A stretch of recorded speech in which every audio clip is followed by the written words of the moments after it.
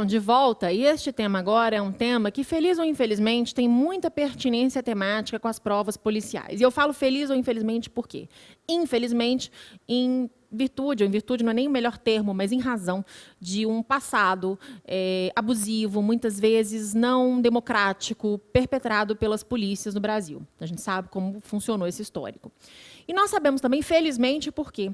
Porque desde o ingresso nos concursos públicos aí para as provas policiais, nas academias de polícia, nós temos a cobrança de qualquer tema que vise a rechaçar a prática de tortura, que vise a rechaçar a prática de abuso de autoridade. E nós temos documentos internacionais de enorme importância acerca do combate à tortura. E um deles é o Decreto 40 de 91, a Convenção contra a Tortura e outras penas ou tratamentos cruéis, desumanos ou degradantes. É um tema que, particularmente, eu gosto muito de estudar, porque cada vez que a gente estuda, a gente consegue encaixar exemplos práticos, casos que a gente já viu, a gente consegue perceber principalmente o que a gente não quer para a nossa polícia. O que nós não queremos para uma polícia, que aqui eu entrei há 15 anos, e aqui vocês vão entrar a partir de agora, amém, né? A partir de agora, a gente não quer que a polícia se porte dessa forma. E está mudando, acreditem, mudou muito e está mudando. Os desvios de conduta devem ser rechaçados pelas instituições policiais de forma peremptória. E cabe a nós fazermos da polícia um órgão diferente, uma forma diferente, uma visão diferente perante a sociedade. E é o que eu sempre digo, não se trata de oferecer buquês de gerânios aos presos, não é isso. A grande questão é trabalharmos, as pessoas que estão, né, sob a nossa guarda, de alguma forma. A nossa ideia é trabalhar para que, dia após dia, nós consigamos uma polícia firme, sim, dura como tem que ser, mas com respeito à dignidade humana, que é, enfim, o norte de todo o nosso ordenamento jurídico. Feita essa introdução, vamos começar a conversar agora sobre a Convenção contra a Tortura e outros tratamentos ou penas cruéis, desumanos ou degradantes, Decreto 40 de 91. Da mesma forma, tia Elisa já fez aqui um mapeamento dos artigos campeoníssimos em prova, e são eles, artigo 1º, artigo 2º, artigo 1º, então nem se fala, final do artigo 1º. Artigo 1º, artigo 2º, artigo 14, artigo 17, 28, 30 e 31. Vamos começar? Tem que ler o documento inteiro? Claro que sim, já sabemos disso. Vamos lá para o decreto 40 de 91, e tem que guardar também o número. Promulga a Convenção contra a Tortura e outros tratamentos ou penas cruéis, desumanos ou degradantes. Os Estados partes da presente convenção, e aqui vale a pena ler esse preâmbulozinho, porque já nos introduz, né, nessa lógica que eu acabei de conversar com vocês, considerando que, de acordo com os princípios proclamados pela Carta da ONU, o reconhecimento dos direitos iguais e inalienáveis de todos os membros da família humana é o fundamento da liberdade, da justiça e da paz no mundo, reconhecendo que estes direitos emanam da dignidade inerente à pessoa humana, considerando a obrigação que incumbe os Estados, em virtude da Carta, em particular do artigo 55, de promover o respeito universal e a observância dos direitos humanos e liberdades fundamentais, levando em conta o artigo 5º da DUDH e a observância dos direitos do homem e o artigo 7º do Pacto Internacional sobre Direitos Civis e Políticos, que determinam que ninguém será sujeito a tortura ou a pena ou tratamento cruel, desumano ou degradante, levando também em conta a Declaração sobre a Proteção de Todas as Pessoas contra a Tortura e outros tratamentos ou penas cruéis, desumanos ou degradantes, aprovada pela Assembleia Geral em 9 de dezembro de 75,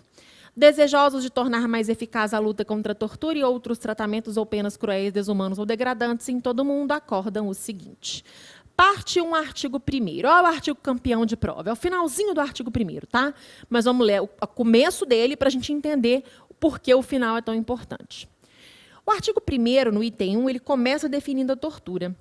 Para fins da presente convenção, o termo tortura designa qualquer ato pelo qual dores ou sofrimentos agudos, físicos ou mentais, são infligidos intencionalmente a uma pessoa, a fim de obter dela ou de uma terceira pessoa informações ou confissões, de castigá-la por ato que ela ou uma terceira pessoa tenha cometido ou seja suspeita de ter cometido, de intimidar ou coagir esta pessoa ou outras pessoas, ou por qualquer motivo baseado em discriminação de qualquer natureza, quando tais dores ou sofrimentos são infligidos por um funcionário público, atenção, ou outra pessoa no exercício de funções públicas, ou por sua instigação, ou com seu consentimento ou aquiescência. Então, vamos destrinchar antes de chegarmos à cereja do bolo. Para efeitos do decreto 40 de 91, tortura é qualquer ato pelo qual dores ou sofrimentos agudos, sejam eles físicos ou mentais, são direcionados intencionalmente a uma pessoa com uma finalidade: obter dessa pessoa ou de uma terceira pessoa, eu torturo o filho para que a mãe fale, por exemplo, informações ou confissões, castigar por ato que essa pessoa ou uma terceira pessoa tenha cometido, ou seja, suspeita de ter cometido, intimidar ou coagir essa pessoa ou outras pessoas, ou por qualquer motivo baseado em discriminação de qualquer natureza. Quando tais dores ou sofrimentos, olha o sujeito ativo, são infligidos por um funcionário público ou outra pessoa no exercício de funções públicas, ou ainda que ele não cometa diretamente pela instigação desse funcionário público ou dessa pessoa com função pública, ou com consentimento ou com aquiescência deste funcionário ou pessoa no exercício de função pública. Ok? Ok. Agora, olha o gran finale. Não se considerará como tortura as dores ou sofrimentos que sejam consequência unicamente de sanções legítimas, ou que sejam inerentes a tais sanções ou delas decorram. Então, determinado acusado está algemado, bonitinho, dentro da súmula vinculante, daqueles requisitos todos, e aí reclama que a algema está lhe causando sofrimentos físicos, está sendo torturado naquele momento? Não. Se estiver dentro da legislação, tudo certo, algemado de forma correta? Não, de nenhuma maneira. Nós temos aí a configuração de tortura. Por quê? Se essa tortura, diz o final do artigo 1º, for consequência, essa tortura não, se este ato doloroso que traga essa dor a essa pessoa for consequência unicamente uma sanção legítima, não há o que se falar em tortura. Repetindo, se este ato que trouxer alguma dor àquela pessoa for consequência, consectário lógico de uma sanção que é legítima, unicamente diz que seja inerente, o ato de algemação não traz o maior conforto do mundo, não é verdade? Que seja inerente àquela questão, ou que seja inerente à sanção que decorra da questão, a gente não pode falar em tortura. Repetindo, não se considerará como tortura dores ou sofrimentos que sejam consequência unicamente de sanções legítimas ou que sejam inerentes a tais sanções ou delas decorram. 2. O presente artigo não será interpretado de maneira a restringir qualquer instrumento internacional ou legislação nacional que contenha ou possa conter dispositivos de alcance mais amplo. Artigo 2º, eu separei para vocês também. Cada Estado-parte tomará medidas eficazes de caráter legislativo, isso é questão de prova recortada, tá? Qualquer uma desses itens ou parágrafos do artigo 2º já foi questão de prova. Então, cada Estado-parte tomará medidas eficazes de caráter legislativo, administrativo, judicial ou de outra natureza, a fim de impedir a prática de atos de tortura em qualquer território sob sua jurisdição. 2. Em nenhum caso poderão invocar-se circunstâncias excepcionais, tais como ameaça ao estado de guerra, instabilidade política interna ou qualquer outra emergência pública como justificação para a tortura. Teoria da bomba relógio. Nós temos aqui no YouTube do Supremo TV uma aula gratuita minha falando da teoria do cenário da bomba relógio. 30 minutinhos, vale a pena para enriquecer essa aula, tá? Mas muito rapidamente. Terrorista conhecido, colocou uma bomba na frente de uma escola onde estudam 819 criancinhas. O Estado brasileiro fica sabendo disso, pergunta-se, pode-se, e captura esse terrorista, pode-se legitimamente, né, com base no Estado brasileiro, na ordem democrática, pode-se torturar esse terrorista para descobrir onde está a bomba que mataria necessariamente 819 criancinhas? A resposta é não. Não importa se você concorda ou não com isso. Depois você passa no concurso e escreve um livro. Mas agora você tem que lembrar o que traz o documento, tá? Eu estou falando sobre a permissividade do Estado, uma ordem democrática, uma ordem que se pretenda democrática de direito, um Estado que se pretenda, assim, pegar essa pessoa e torturá-la legitimamente. Teoria do cenário da bomba relógio. Leiam sobre isso, deem uma olhadinha na minha aula, acho que vocês vão gostar. Gratuito no YouTube do Supremo, tem muita coisa boa lá, viu? Lembrando, então, em nenhum caso, guarda, não problematiza, guarda para passar no concurso, depois você escreve sobre isso, depois você opina, guarda. Infelizmente, o estudo para concurso público, ele não nos dá muito tempo, muita flexibilidade para questionamentos. Nós precisamos adotar os posicionamentos das bancas e depois a gente discute, vira doutrinador e vai ser muito legal. Em nenhum caso, circunstâncias excepcionais, por mais absurdas ou dolorosas que possam parecer, justificam a tortura. Eu vou repetir. Em nenhum caso, nenhuma circunstância excepcional, pode colocar criancinha, idoso, papa, quem quiser, não justifica a tortura no Estado democrático de direito. Guardou? Guardou. Jogando na tela. 3. A ordem de um funcionário superior ou de uma autoridade pública não poderá ser invocada como justificação para a tortura. O delegado-geral mandou. O coronel mandou, O general, nada justifica a tortura em um Estado democrático de direito. E, com muito mais razão, né, nenhuma ordem superior, hierárquica, justifica a tortura. Legal? Tá. Voltando aqui no artigo 1º, acho que eu pulei o item 2, que é de imensa importância. O presente artigo não será interpretado de maneira a restringir qualquer instrumento internacional ou legislação nacional que contenha ou possa conter dispositivos de alcance mais amplo. A gente estava falando do que é tortura e o que não é tortura, segundo o artigo 1º, lembra? E o que o item 2 do artigo 1º fala? Olha, a gente não pode interpretar isso se houver um instrumento internacional, uma legislação interna que seja mais amplo, ou seja, se essa legislação trouxer ainda mais definições para tortura ou aquilo não é tortura, a gente vai usar essa legislação. Então, aqui a Convenção contra a Tortura é um norte, mas se tiver algo mais protetivo, nós vamos usar o mais protetivo, ok? Então, não exclui a legislação interna e não exclui legislação internacional que seja mais ampla, mais protetiva, que rechace com mais vigor a prática de tortura. Jogando na tela, a gente lê o artigo 1º, a gente lê o artigo 2º, deixa eu só dar uma bicadinha aqui no artigo 3º. Nenhum Estado parte procederá à expulsão, devolução ou extradição de uma pessoa para outro Estado quando houver razões substanciais para crer que ela corre perigo de ali ser submetida à tortura. Então, o Estado B pediu extradição para o Estado A, do Joãozinho lá. O Estado A suspeita firmemente que o Joãozinho, quando chegar no território do Estado B, Joãozinho será torturado. Então, nenhum Estado, diz aqui o nosso decreto 40 de 91, nenhum Estado parte procederá à expulsão, devolução ou extradição de uma pessoa para outro Estado quando houver razões substanciais, não, desconfiança da minha cabeça, vozes da minha cabeça, não. Razões substanciais para crer que essa pessoa corre perigo de ali ser submetida à tortura. Jogando na tela, a gente falou do artigo 1º, a gente falou do artigo 2º, deu uma olhada no artigo 3º, mais uma bicadinha no artigo 4º. Cada Estado parte assegurará que todos os atos de tortura sejam considerados crimes segundo a sua legislação penal. Aí a necessidade dos Estados legislarem sobre esse assunto, rechaçando, afastando a tortura. O mesmo aplicar-se-á à tentativa de tortura e a todo ato de qualquer pessoa que constitua cumplicidade ou participação da tortura.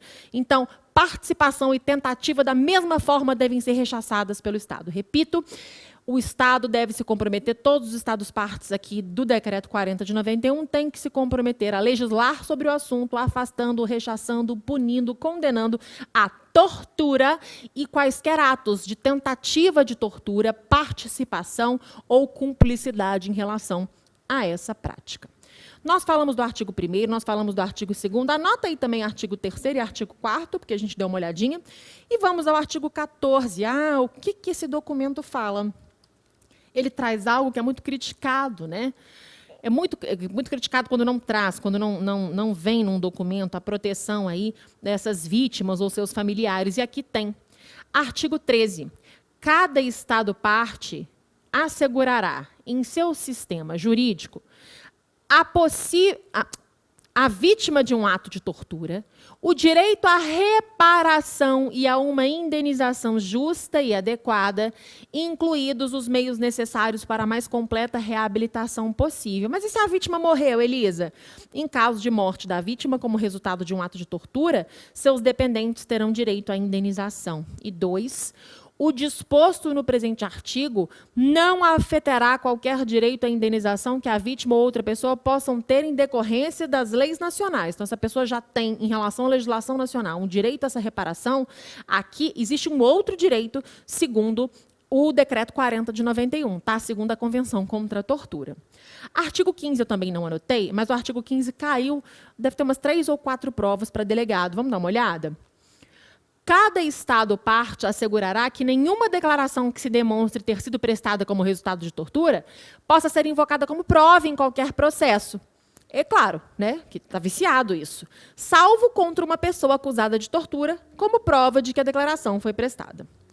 Vamos pular agora para o nosso artigo 17, eu anotei lá para vocês, né, que é o comitê.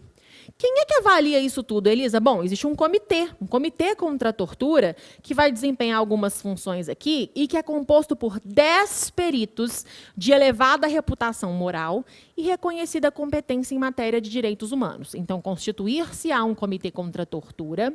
O comitê será composto por 10 peritos de elevada reputação moral e reconhecida competência em matéria de direitos humanos, os quais exercerão suas funções a título pessoal. Os peritos serão eleitos pelos Estados-partes, levando em conta uma distribuição geográfica equitativa e a utilidade da participação de algumas pessoas com experiência jurídica. Mas, atenção, esses peritos eles atuam a título pessoal ou eles atuam para representar os interesses dos Estados? A título pessoal. 10 peritos que têm essa experiência já na temática e que atuem a título pessoal. Esses membros do comitê, eles são eleitos numa votação secreta, indicação aí dos estados, e as reuniões são bienais, uma vez a cada 2 anos. Bienais, os membros do comitê serão eleitos nessas reuniões bienais dos estados-partes, convocadas pelo secretário-geral da ONU. Aí o quórum vai ser estabelecido por 2/3 dos estados-partes, aí serão eleitos membros do comitê, os candidatos que obtiveram o maior número de votos e a maioria absoluta desses votos dos representantes dos estados-partes presentes e votantes. Aqui é só uma curiosidade para vocês. Que mais? Mandato, isso é importantíssimo. Os peritos terão um mandato de 4 anos e pode haver reeleição. Então, eleição de 4 anos e poderão, caso suas candidaturas sejam apresentadas novamente, ser reeleitos. Mas existe uma rotatividade.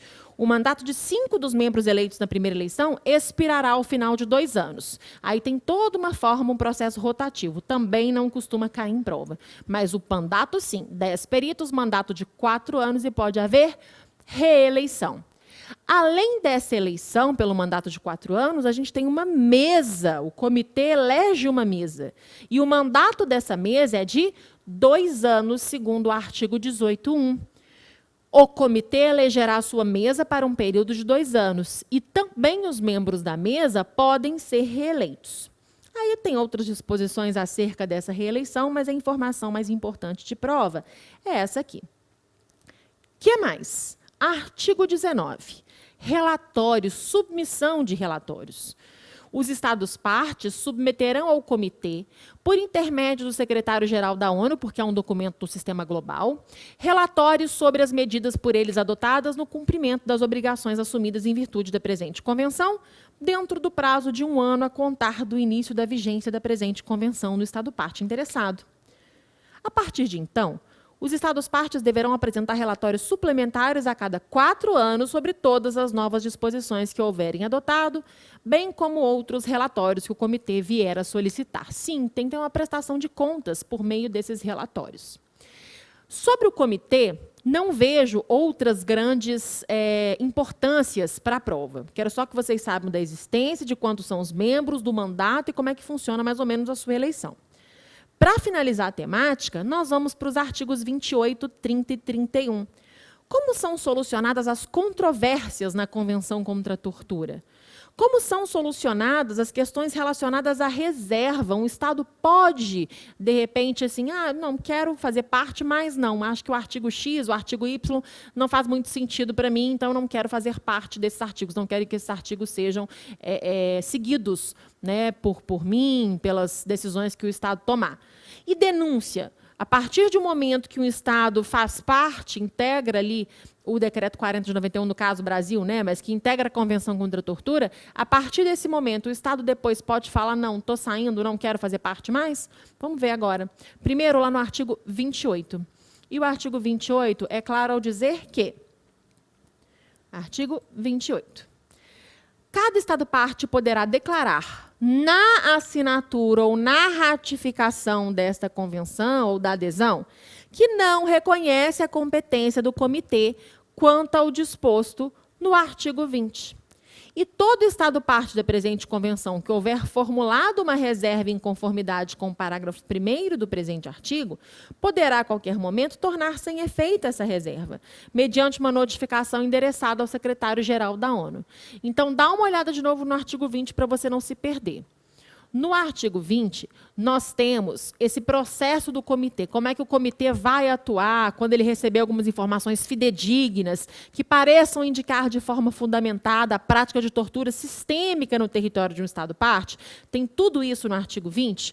Pode, de alguma forma, como nos diz o artigo 28, o Estado declarar na assinatura ou na ratificação desta convenção ou de adesão que não reconhece a competência do comitê quanto a isso, o comitê para avaliar isso?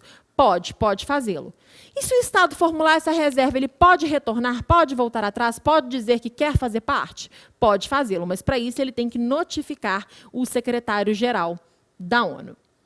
Artigo 29 também traz a emenda, tá? A possibilidade de emendas lá no protocolo que a gente estudou anteriormente também podia. Fazer emendas, depositá-las junto ao secretário-geral da ONU com outras sugestões, outras questões que possam enriquecer o documento. Artigo 30, solução de controvérsias.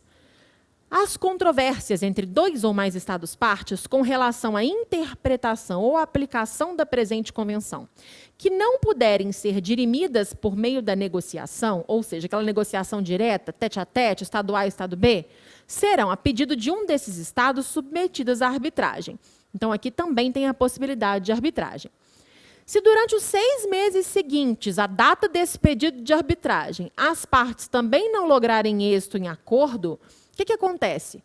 Qualquer uma dessas partes pode submeter a controvérsia à Corte Internacional de Justiça, ao Tribunal Internacional de Justiça, mediante solicitação feita em conformidade com o Estatuto da Corte. É exatamente o que acontece lá no protocolo de supressão, lá, a Convenção de Palermo, né, a questão do tráfico de pessoas. Na Convenção de Palermo também é igual. Estado A e Estado B, a gente não conseguiu negociação direta. Aí vamos tentar arbitragem. Não rolou. Arbitragem.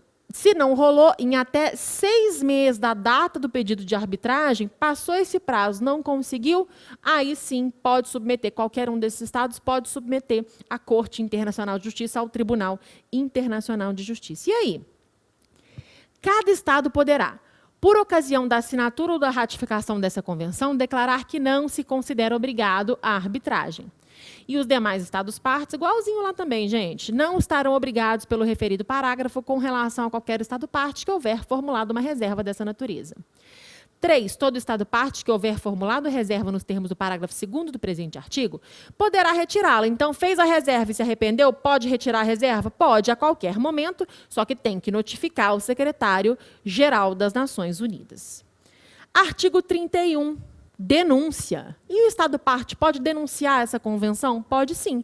Como? Denunciando a convenção mediante notificação por escrito endereçado ao secretário-geral da ONU. E os efeitos, 1 ano depois da data de recebimento da notificação pelo secretário-geral. Também igualzinho à Convenção de Palermo.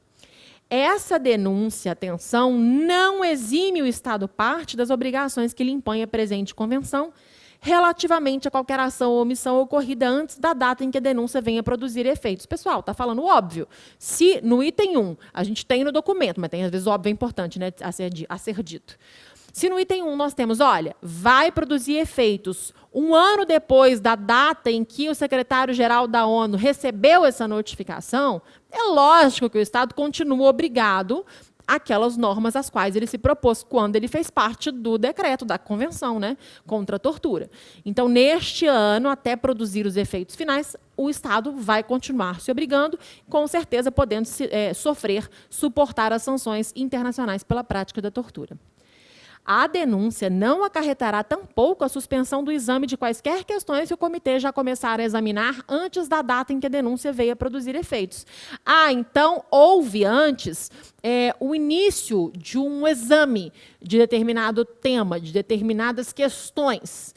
Nesse caso, também não haverá suspensão desse tipo de questão que foi avaliada. Tá? Então, não tem a suspensão, ainda que o Estado venha a pedir essa denúncia, essa saída, melhor dizendo, do documento.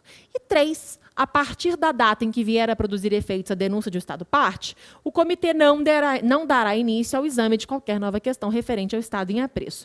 A verdade é que tudo isso poderia ser resumido no artigo 31, item 1. Né? Não deu certo a arbitragem. 6 meses depois. Né? Primeiro, não deu certo a negociação direta, a arbitragem. Não deu certo a arbitragem, submete à Corte Internacional de Justiça, ao Tribunal Internacional de Justiça. Nesse caso, a TJ vai tratar situações, né, o que a gente viu antes. Em relação ao artigo 31, item 1, o que a gente tem aqui? Sobre a denúncia. Teve a denúncia, notificou o secretário-geral da ONU. O secretário-geral da ONU recebeu, pum! A partir daí a gente tem o quê? 1 ano para a produção dos efeitos. Então, a partir daí, o Estado tem que ficar lá, pianinho. 1 ano, cuidado, né? tomando todas as cautelas, todas as precauções, para que não incorra na prática de tortura. Chegou esse ano, finalizou, o Estado pode entender que já houve os efeitos da denúncia. Agora, durante esse ano, o Estado se obriga? Sim. Se alguma questão já tiver sido, começou a examinar, né, nesse percorrer de um ano, vai continuar sendo examinada? Claro que vai. Então, poderia ter tudo isso sido falado só em uma parte, né, um parágrafo ou um item do artigo 31. Pessoal, eu fico por aqui, terminamos a Convenção contra a Tortura. Acredito, sim, que cercamos todas as questões de prova, ou a maioria delas, mas façam a leitura integral do documento. Por hoje é só, já já a gente se vê. Tchau, tchau.